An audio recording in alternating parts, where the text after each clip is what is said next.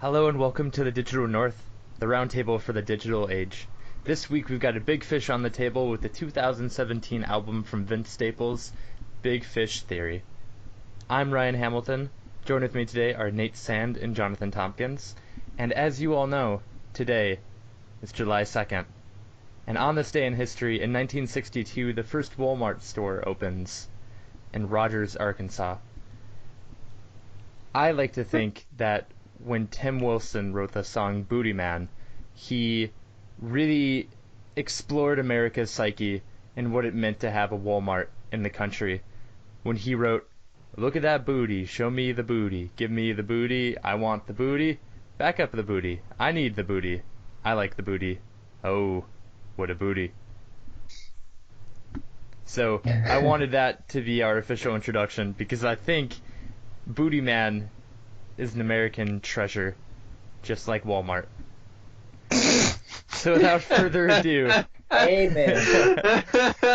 Amen. let's get into God Big bless Fish the Theory a booty. little bit.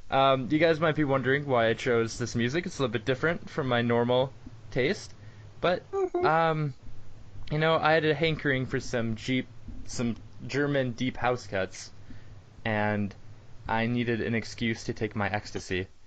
So I decided I would go with Big Fish Theory. No, but for real, I was scrambling to find an album to cover for Thomas, which I think we can and should ridicule a little bit today, Absolutely. along with David. Actually, it's Nate, but Usually it's Nate. he's but here. Yeah, I'm happy to have Nate here to be on our side. You guys do it when I'm here. True. We usually wait until you're gone and then we talk about you behind your back. Can't wait. Yeah, don't I know all about it? So Does he listen to these? let's just get some first looks. What did you guys think of the album in general? Some broad strokes. Nate, why don't you go? I thought, well, first off, my favorite part of this album was Vince Staples. I enjoy his rapping. Mm-hmm. I've been aware of him, I guess, as a rapper, and I've known him as a rapper who's been like gaining, I guess, momentum and popularity. But I've only listened to 2 songs by him before this album. I think there's one of them called North North. I think he's got a song or something where he does that, which I quite liked. Just like I ain't running from nothing but the police. Mm-hmm. There you go. Mhm. Okay. Good song. Mm-hmm. So Was it's that fun to him? listen Was that to. you? I can't even tell. What was that? Was that him or was that you? It sounded like the recording. There was a sample from the It was a song. sample. Don't be Nate's the sound. facetious. Nate's the soundboard. I just have little clips ready to go that I play. But I like his rapping. I like his style of rapping and his kind of candor. I enjoy the production of this album. I thought was a little interesting, and not always top not for what I look for at least in hip hop. Mm-hmm. But I liked his rapping quite a bit overall. I didn't think it was a cohesive album. I felt it was more just like a collection of songs than it was like. It obviously wasn't a concept album, I don't think, or anything, but maybe Yeah, I did. either. Simply, Yeah, it just seemed like a collection of collaborations. Yeah. Yeah. Yeah. Jonathan, what are your first looks? I'm right there with Nate on the production, but instead of interesting, I will say some of it was uninteresting. Some of it was kind of done in about an hour and a half. And that is a style unto itself, trying to be as bare bones as possible, where it's just like you went in GarageBand and you opened the drum track and you clicked on a couple squares and then you hit go and then you recorded an album. Makes you focus on the words and what he's saying a lot more. But I don't think it added anything for me that always is draining to try and listen to, because it is the same thing for 4 minutes and my brain shuts off, and everyone's brain shuts off after hearing something a couple times. You start ignoring it.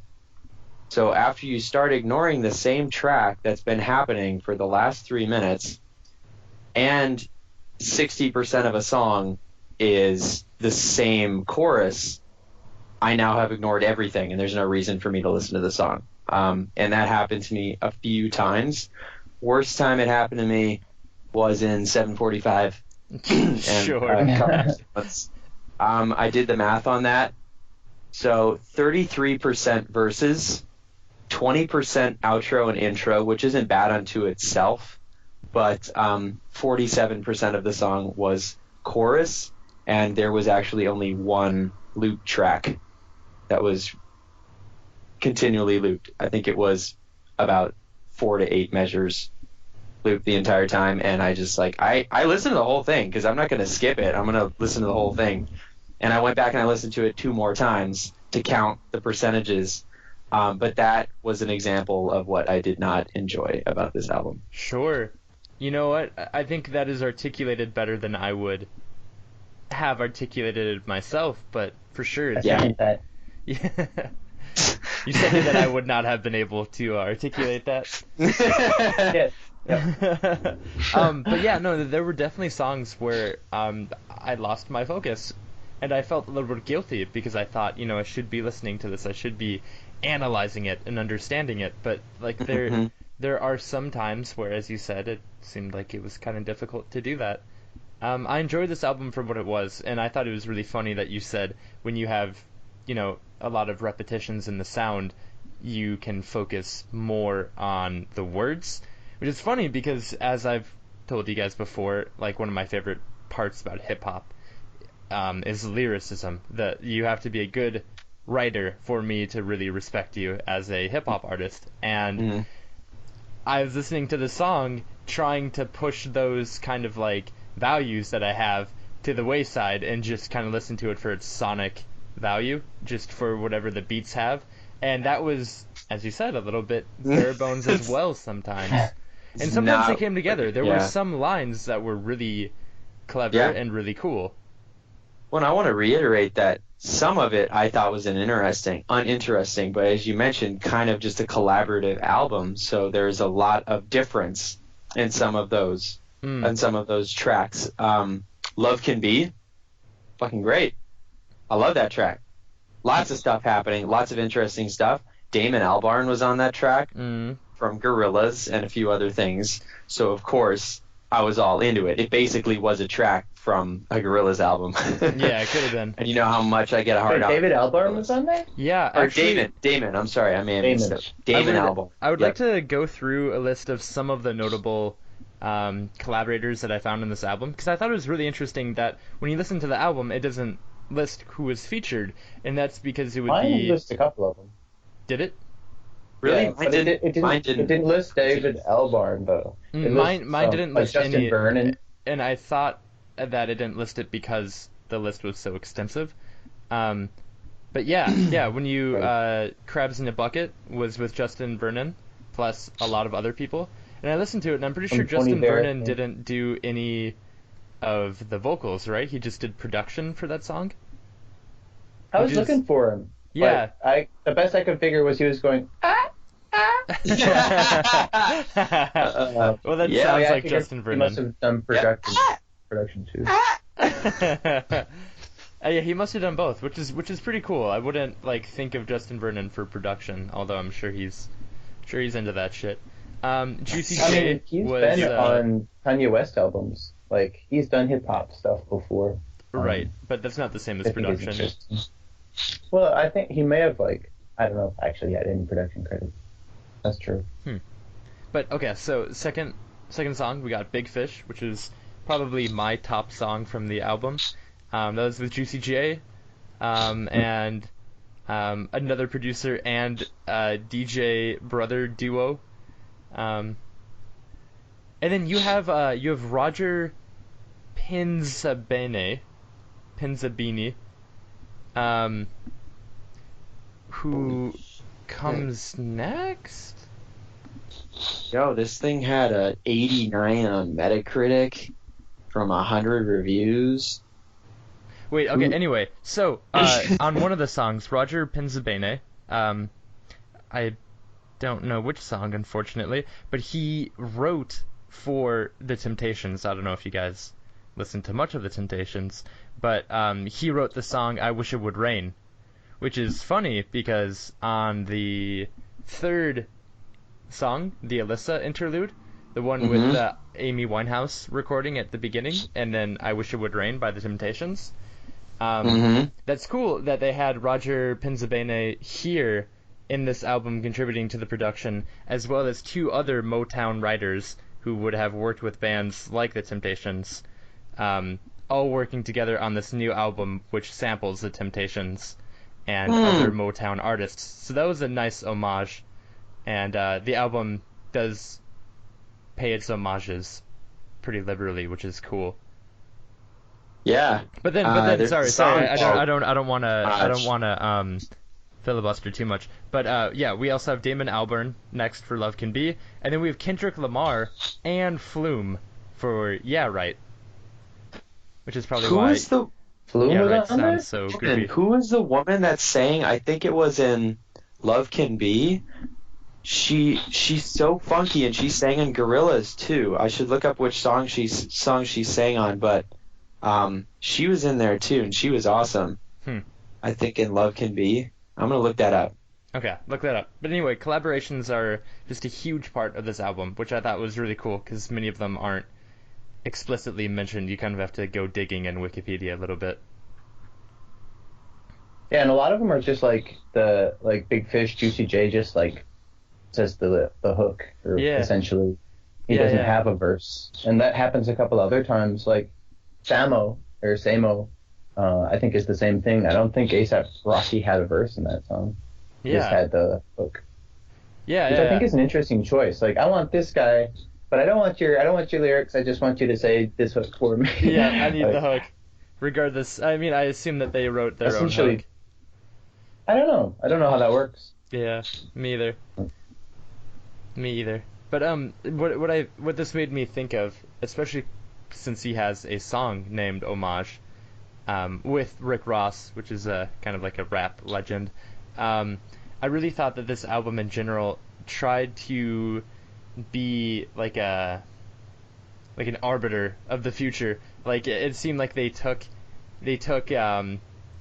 things from the past that they really appreciated, like Motown, like Rick Ross, like Amy Winehouse in the recording, and they really tried to like modernize the sound that they got from them. And I mean, you hear that all over the tracks with like a really futuristic, like industrial, harsh sound that he has with kind of like a punkish backing.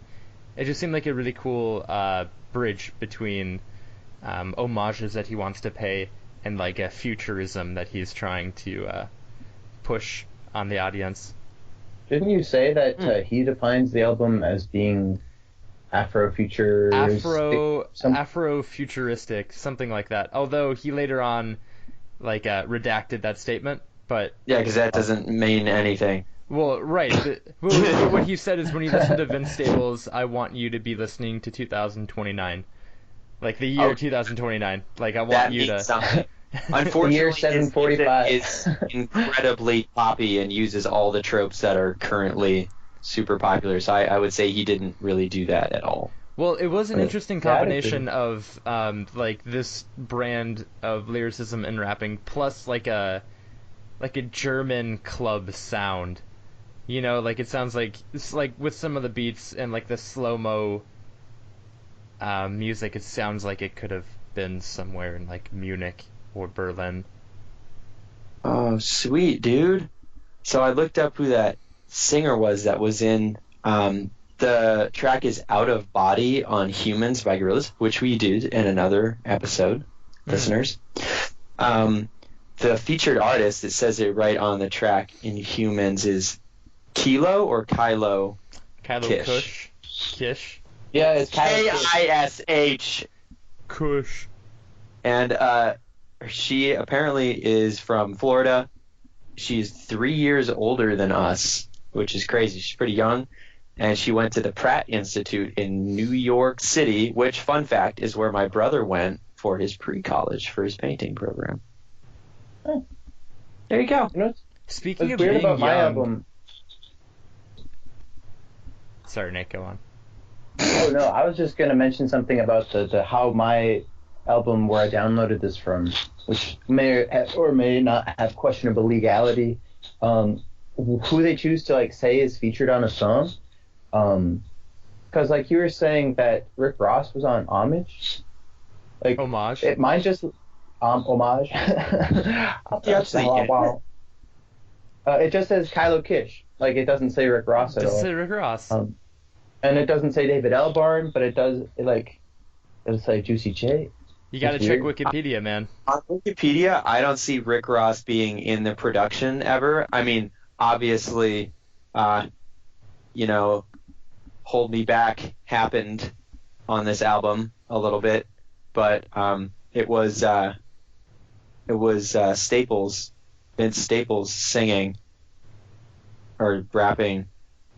For Nobody's Homage. gonna, yeah, no Yeah. bitch is going back. Or, Yeah, no hope. William Roberts is Rick Ross in Oh, okay. Homage. So he's one of the writers, or he's credited for the production in some way.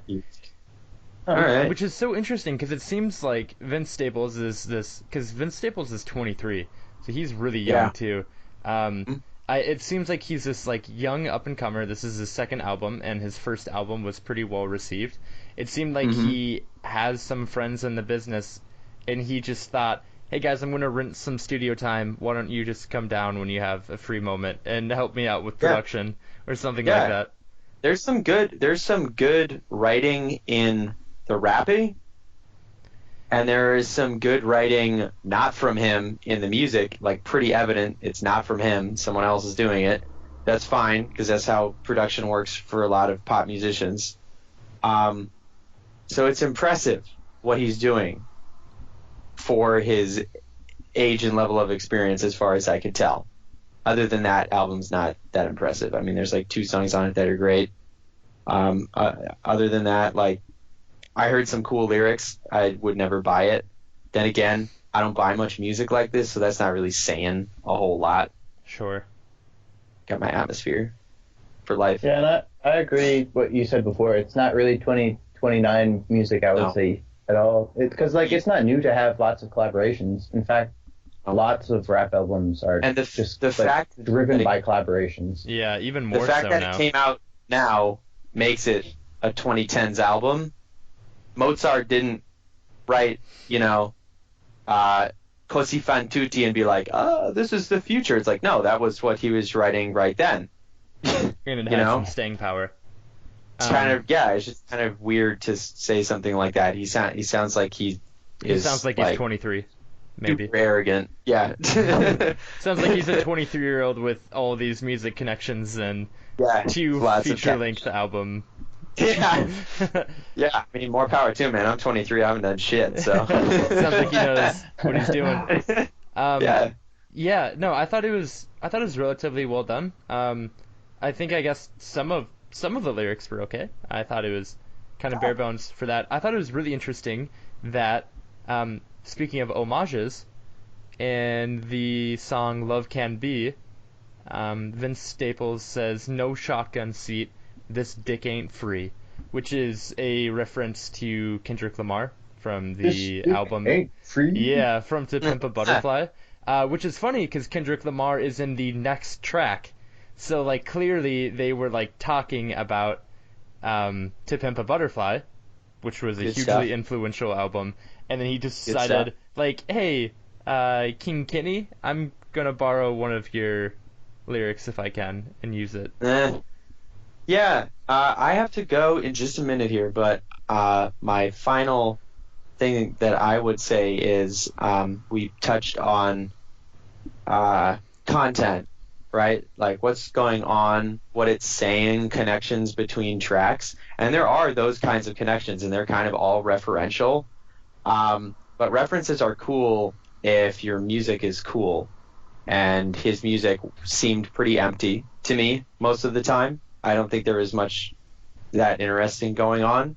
So the references are cool in and of themselves, but outside of that, they don't. I mean, it's like, The Killers, the name of the band, is actually just from the fictional band that's printed on the bass drum from a music video from some rock band in 2001 from the UK, right?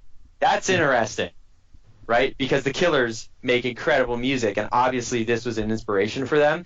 Literally saying a line from another song that someone else wrote, yeah, that's kind of fun, but what's there? Where's the art? I don't really see much in there. Right. The fact that the Killers exist as a good band, regardless of what their name is, and the fact that you could enjoy and appreciate them without ever knowing that reference, obviously. That speaks into its own, right? That speaks into its own. Knowing the reference enriches the experience, but it isn't the experience. And I feel like the reference here is the experience. I'm with you on that.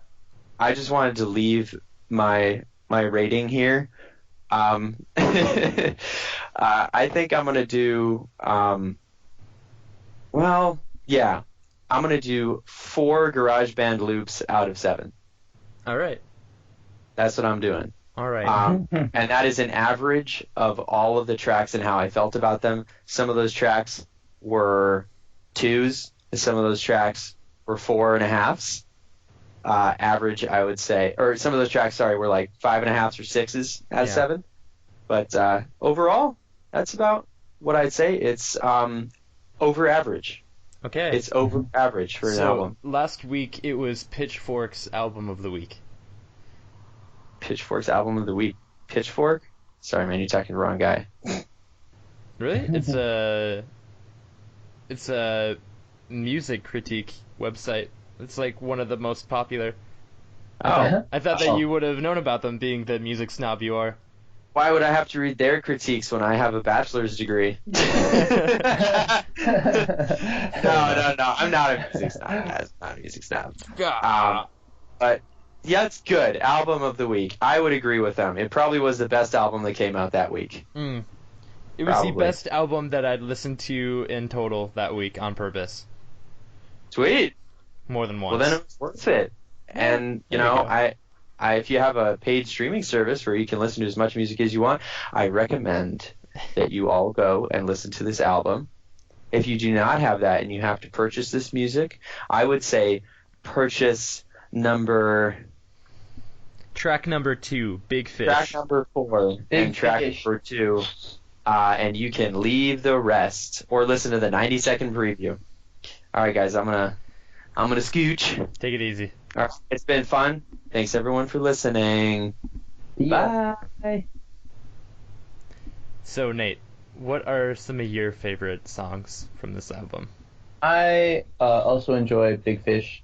I think that song's pretty bumpin', so to speak. Yeah. And that's what defines a lot of these songs. I don't think they're necessarily, it's not meant to be like, okay, listen to it in this order and you'll get the most out of it. It's more just like, put that song on and bump this song, and you can just listen to them individually, as their own kind of bumping. Yeah. I enjoyed some of the lyrics in Bag Back. Mm-hmm. Yeah, it's really angsty, kind of punkish.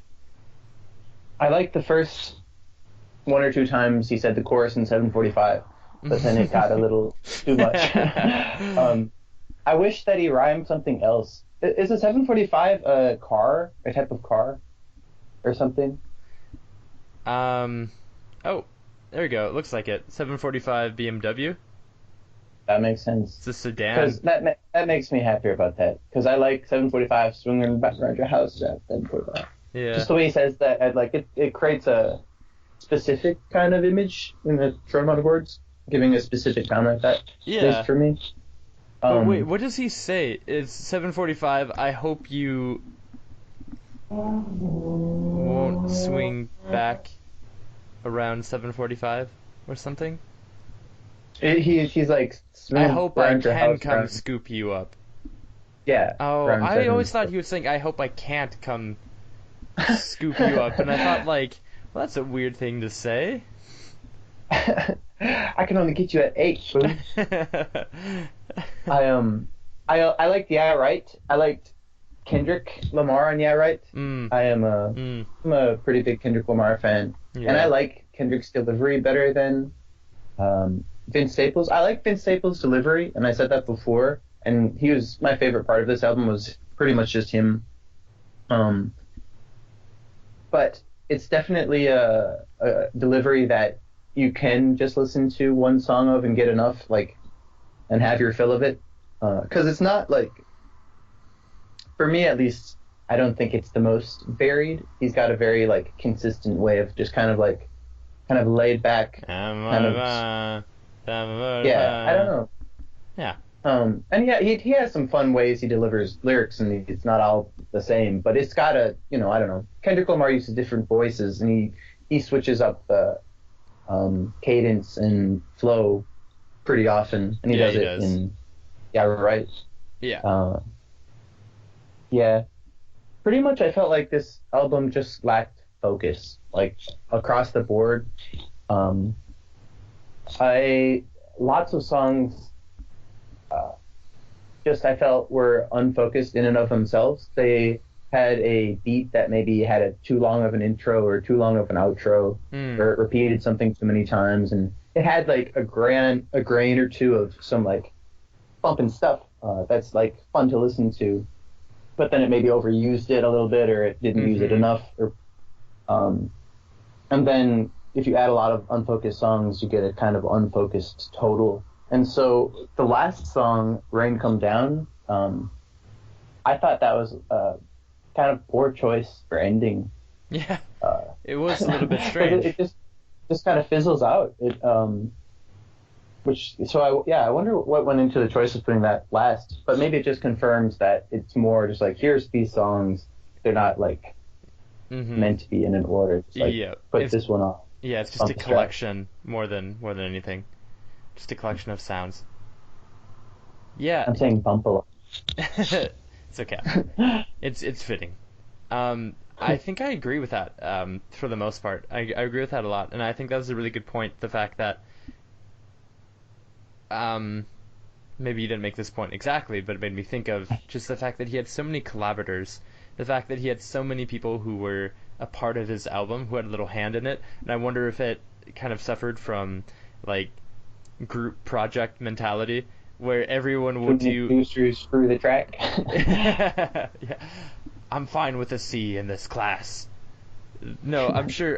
It just seemed like if you have so many hands like on a track, there might be some people who originally had an idea, and then like that kind of got cast away, but some of it remained. And in order to be nice, everyone else was like, okay, well maybe let's just leave this one little part. We'll compromise.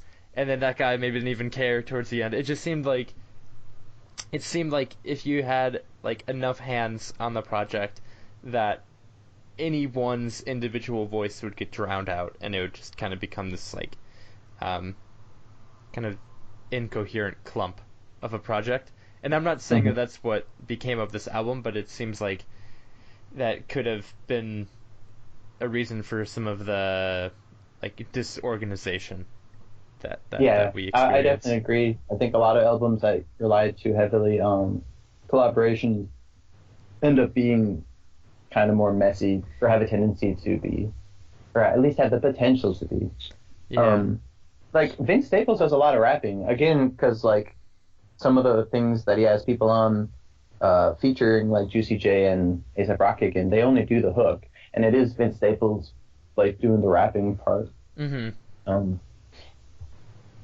which again I think is an interesting like decision. Is it just you get him on the track just so you have the name on the track? At that point, Yeah. like Well, why does Juicy J need to sing about yeah. money? Yeah, right. And so I was just asking that question to myself, and I mean, there are several possibilities, right? And so I could only speculate, but it could be that because this is Vince Staples' second album, he's not as well known as Juicy J, or A$AP Rocky, or Kendrick Lamar, or Flume, or any of the people who are, or The Temptations, or Amy Winehouse, which are just samples. Um, but like, it seems that that would be a good way to not have a more popular artist overshadow them. Like Mm. Vince Staples doesn't have to worry about being outcompeted by Juicy J if Juicy J is just doing the hook instead Mhm. of rapping alongside him. And I know that some rappers have trepidation about rapping with other rappers who are much better than they are.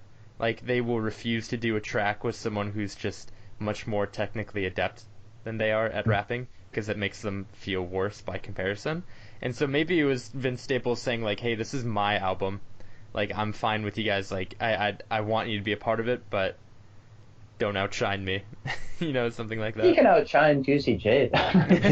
Like, um, I think it would be better, I think, to like have him rap and then just make sure you have a better verse. Yeah. Well, that's the Would be the problem. I best way don't to do know. it. Because, like, Does often he even? Vince Staples didn't really have the better verse. I mean, like the one time he had Kendrick Lamar on doing a verse, and Did Kendrick he even rap on that one? I don't remember if he did. Vince Staples. Vince Staples, yeah.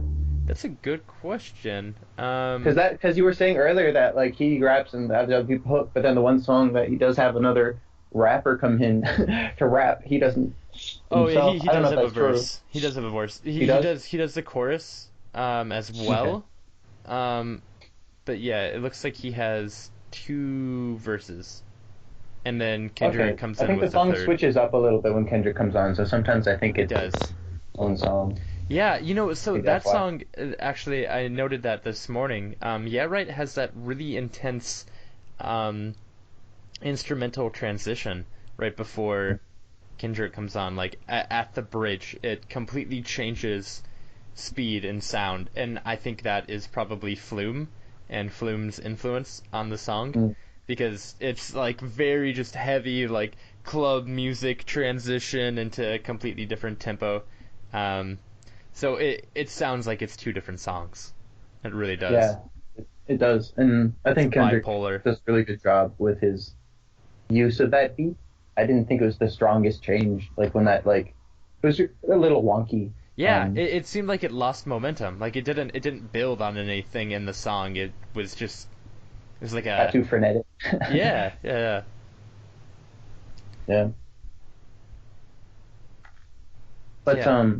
the production was I liked a lot of the production actually in the first parts of the song because like Jonathan was saying earlier, it a lot of times I think it just got then overused or they didn't really build upon it. It just Mm-hmm. kind of made stay the same. Um, some of the production sound. You listen to Sylph and Esso, an artist, a guy and a girl. No, Um, but I know the name for sure.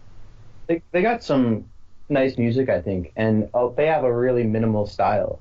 They'll often enter with just like a boop, boop, boop, and then they'll add some different like timed sound that adds into it, and then a beat will drop, and then she'll start singing, Hmm. and it's like um, I thought of it many times when I listened to this album because a lot of the beats here were very building upon like that in a minimal way. They didn't Yeah. have a lot of like thick textures, but they'd start with like a blip or something, and then they'd add some bass, and then they'd add some more little blips, and then when he started rapping, the bass would kind of invert and then only like come in sections, so you heard his voice a little more, but it kept it minimal because he didn't keep rapping over like thick bass. I think. Yeah. Well, yeah, I guess because of the critical reviews that this album got, I dealt with it a little bit differently than I would, because I guess like most rap I would take it at face value, or I would try to, but because all the critics that I had read had mentioned, for example, that it's labeled as avant-garde electronica, or that it's like club music and things like that, that like I don't I guess I've been trying to think of these tracks in terms of like how much I'd like to hear them when I'm like on the dance floor. Like how much I would like to be at a club and have one of these songs come up. And I guess when I look at it that way, I don't mind the really repetitive, the like 4 to 8 um, bar loops that we have, or like a Mhm. really like stripped down minimalistic quality to the music, or even like the abrupt changes, or like it seems like some songs even have like a cool down period, like you'd have at a club where they have like No, exactly. yeah, It like comes 15 off, to yeah. 20 seconds of just like, okay, guys, let's just take a breath.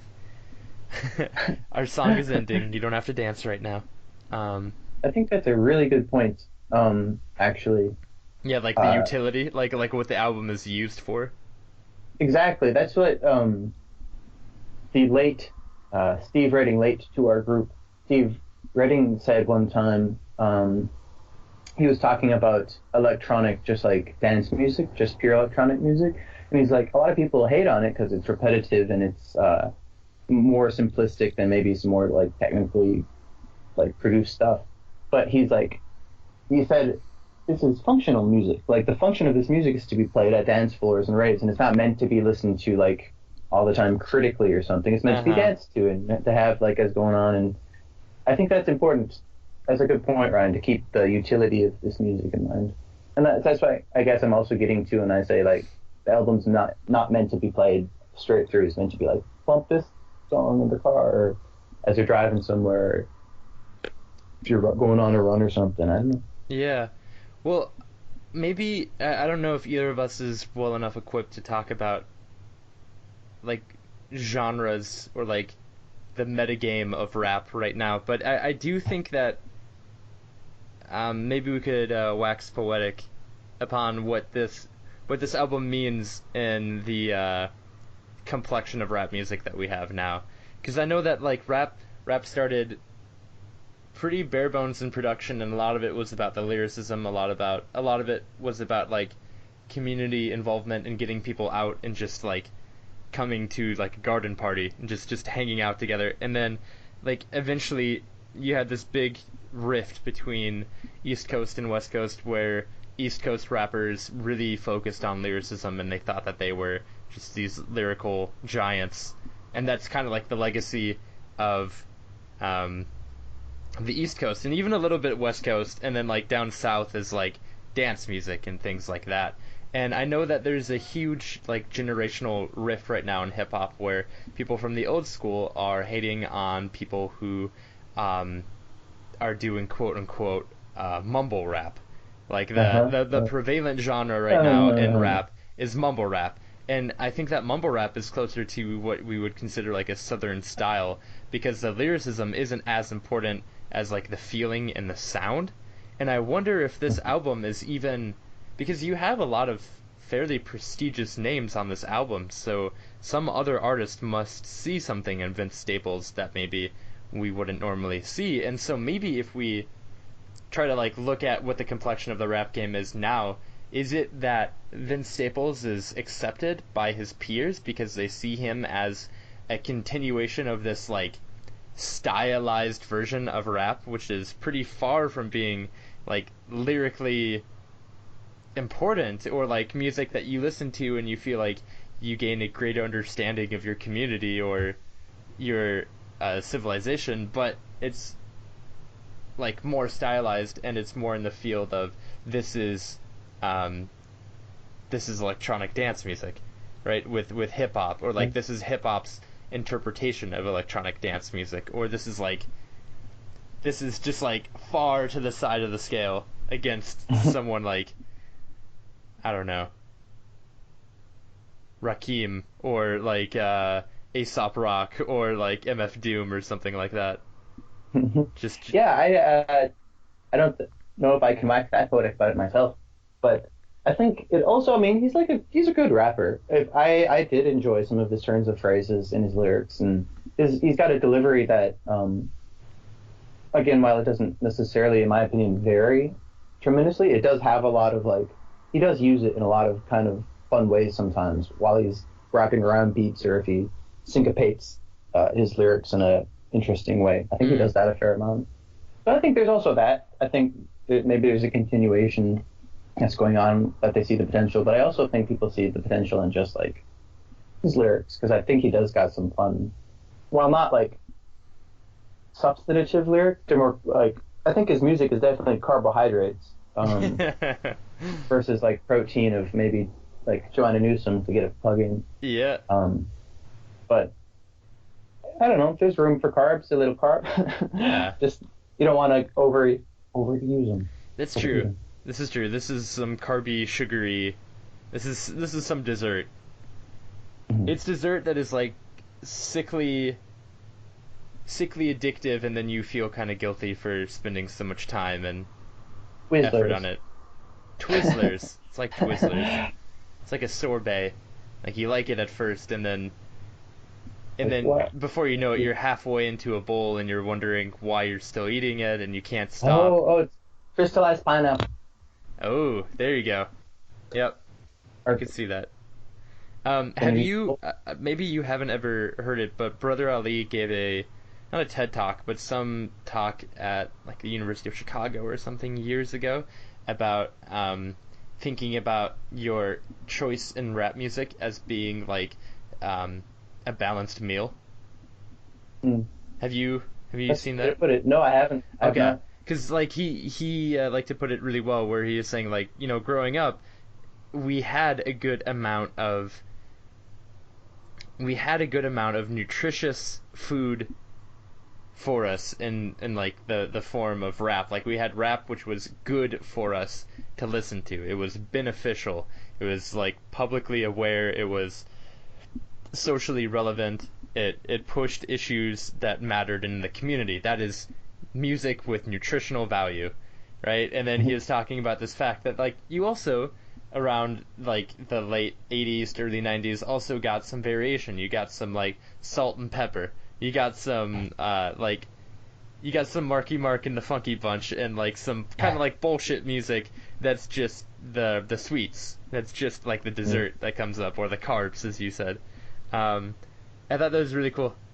Brother Ali did a great job of talking about the potential of rap music as being like really culturally relevant and like morally applicable again, which was cool to Yeah, no, hear. I like that. Yeah, because like I can compare Kendrick Lamar, say, in some of his songs, be pretty socially relevant and Yeah, nutritional. yeah, exactly. Kendrick Lamar is like a nutritional type of music. Something like Brother Ali is nutrition. Mm-hmm. Um, Something like I Lil Dicky is mostly candy. As much as I love Most of it. Ken- I was trying to think of what would be considered fatty music. I was thinking country music is probably fatty music. Sorry to country music likers. Well, I have a lot of fat in my diet, Not so really sorry. I don't know. I mean, maybe you need that, right? I guess good fats are good. Good Like fats Willie are Nelson.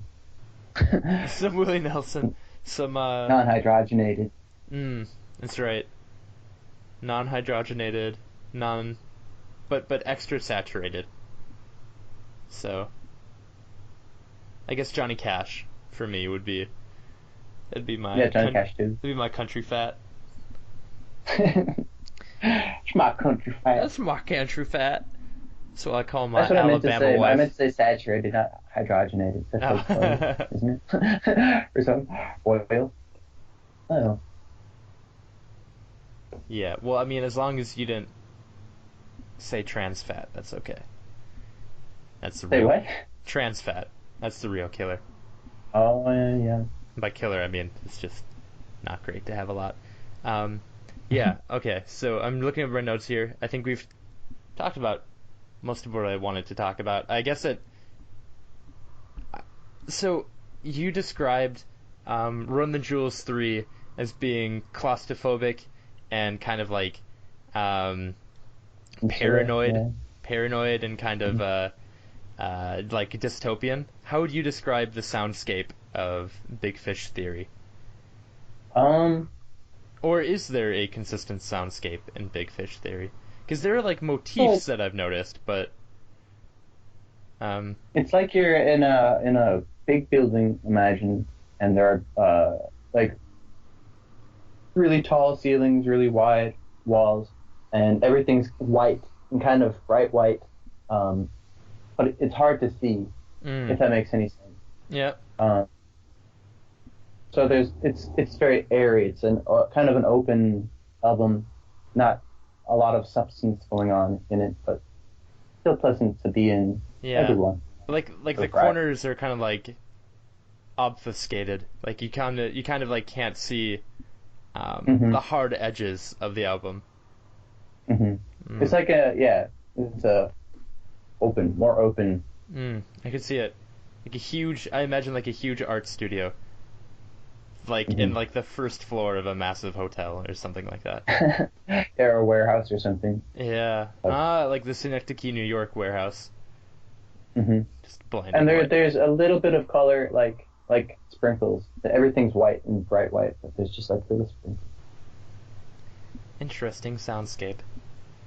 This is today's soundscape. I like that. I like that. Yeah, it was. I, when I ask myself that, I know that there's a lot of variation between the um, songs, but there was a lot of heavy machinery noise. There was a lot of like clanking. There was like industrial sound. Like in The Rain Come Down, it had that like clicking. It almost sounded like some small piece of metal like clanging against porcelain or something like that. Just Hmm. a really particular clicking sound. Hmm. And it had that a couple of times. And I guess I should clarify because there are a lot of like noises like that. But what I mean by open in that sense is like most of the time in this album you can identify almost all of the sounds that are going on at any one time. Mm, Whereas like if you're listening to something that has a production that includes say like a symphony orchestra, you can't identify all the different instruments going on, but it creates one whole cohesive like mesh of sound. yeah. Whereas this album, you can see the pieces of the sound in each track, even though they might be like kind of clanky and textured in and of themselves, that they don't mix, I think. And so you're Yeah. able to walk through them, and that's what I mean by openness. Yeah. Yeah. Yeah. Yeah. You can. Yeah, that's true. You can really see the pieces that make the whole, and I'm not sure that like the whole is greater than the sum of the pieces, in Yeah. the way that a Yep. orchestra would be. Okay, so what are some of your what are your closing thoughts on this album? Maybe favorite track. Sure. You can give your ranking of it too if you know your scale. I do know my scale. Overall, I'm glad that I listened to this album. I'm happy to now be a little bit more aware of who Vince Staples is, Mm. because that's been a name that I've been aware of, and I like a couple of his songs. So I'm happy for that alone that I've listened to it. I appreciate his lyrics, and I thought it was fun to listen to him rap. And so that was my favorite part of this album. Again, it was just his lyrics. They're again carbs, not protein, but for a one or two time listen through, it's definitely doable. I felt it was very not very, but it was kind of disorganized. And some of the songs overreached, I think, in what they were trying to do sonically, and maybe were trying to push the rap genre in a way that didn't necessarily always turn out successful. Like Yeah. I didn't appreciate the Alyssa interlude or some of the slow like Ramona Park is Yankee Stadium. I thought they just were like They didn't odd fit in. choices to put in. Yeah. Give me 1 minute. 1 minute. But yeah, overall, I liked the different collaborations. I thought it was interesting to listen to Kendrick Lamar specifically. I thought it was a weird choice that ASAP Rocky and Juicy J were called on just to sing the hook or to say the hook. And I guess I don't know enough about rap to know if that's a common thing, if that happens on a lot of rap albums where people are called in to guest just for a verse. I don't listen to a ton of rap, so I'm not necessarily the most qualified even to say whether this album really does push things sonically in a new direction or at least in the rap game in a new direction.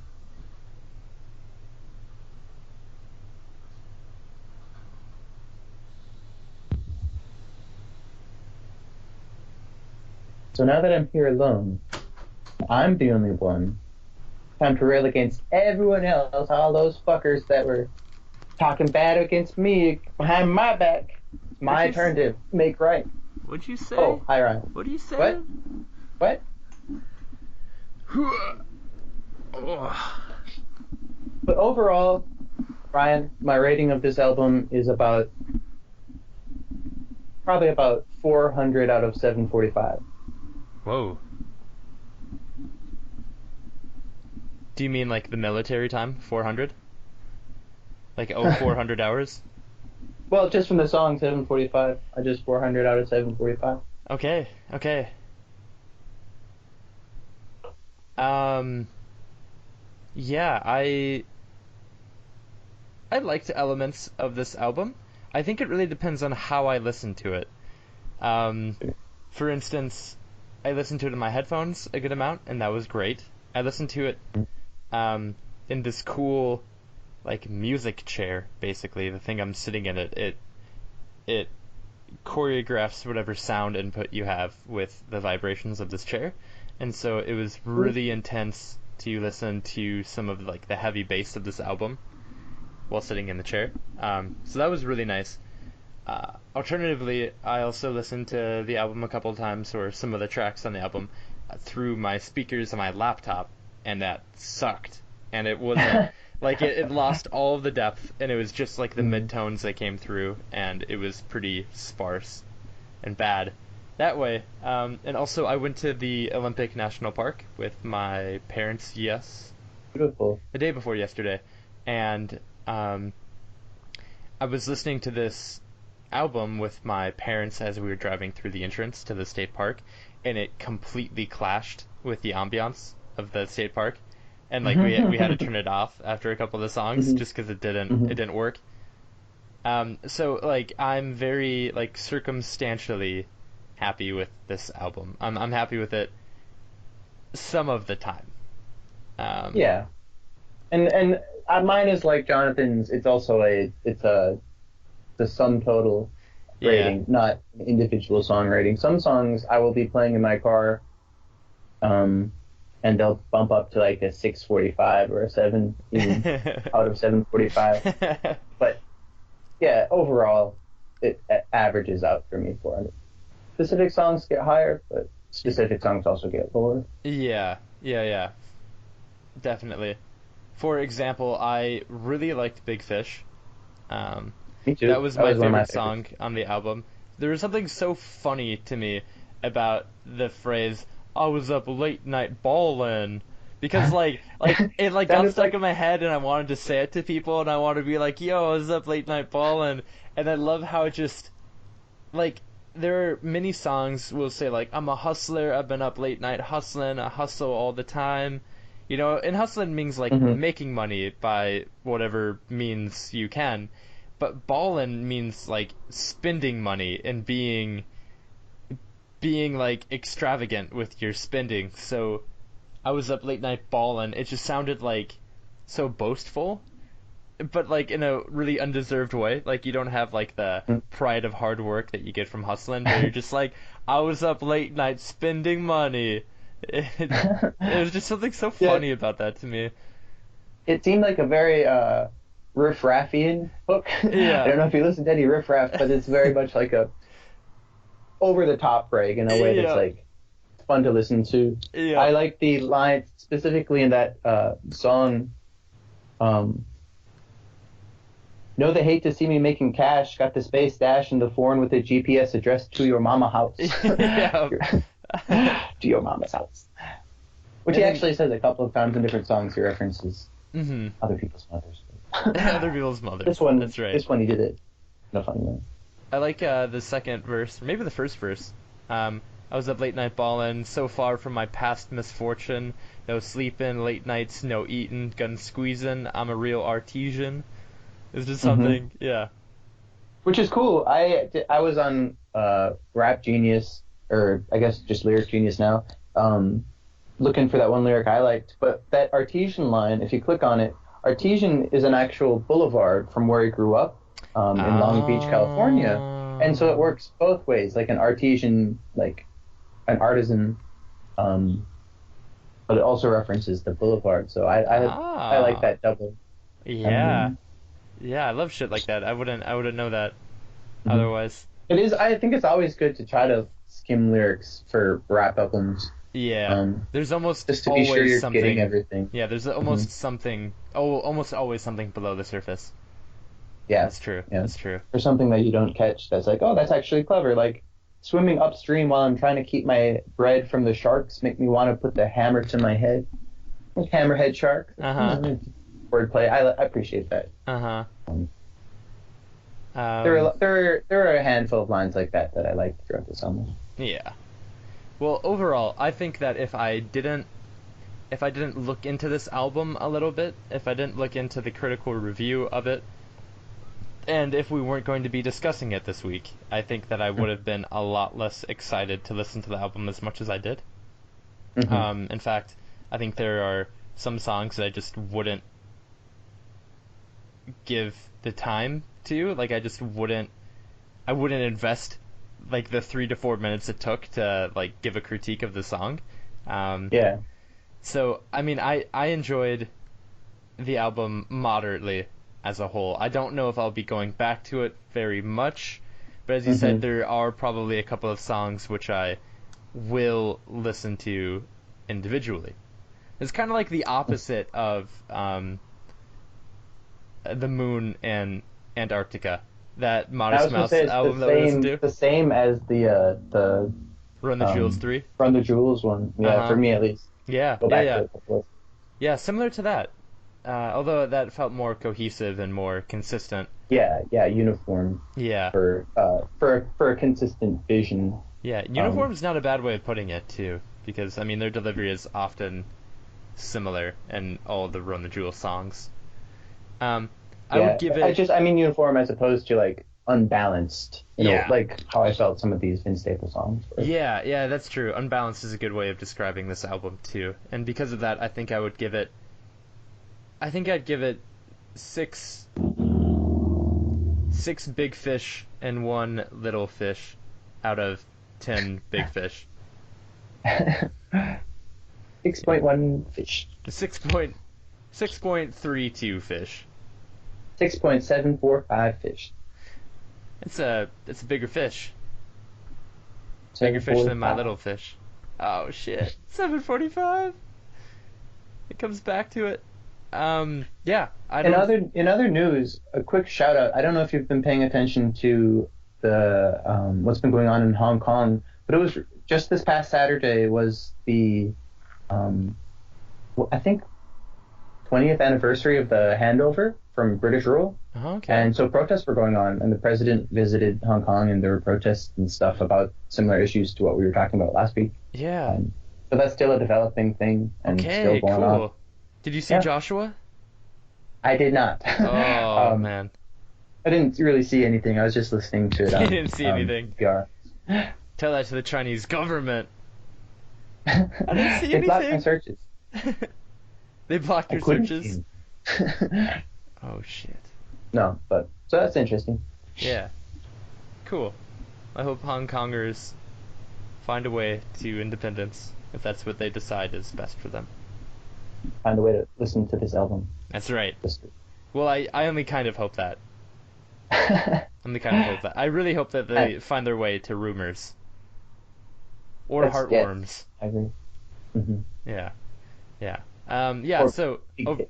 overall, it's an okay album. Maybe nothing too special. Yeah. Yep. Well, thank you all for listening to this week's episode of Digital North. You can head over to Facebook and find us at The Curious Magnet, I believe. In fact, give me one moment because I need to make sure that it's not The Curious Magnet because I think I've been messing that up lately. So head over to Facebook and like us at The Curious Magnet, where you'll find updates of our playlists, of our Digital North episodes, and of future podcasts which will be coming out. Additionally, check us out on YouTube and make sure to like and subscribe to our page for new updates. We're at The Curious Magnet on YouTube. And you can also check out our website, which is kind of a shambles right now, but we're hoping to dig ourselves out of that hole at curiousmagnet.com.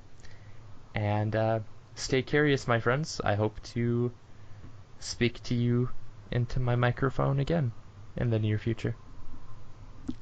Bye-bye.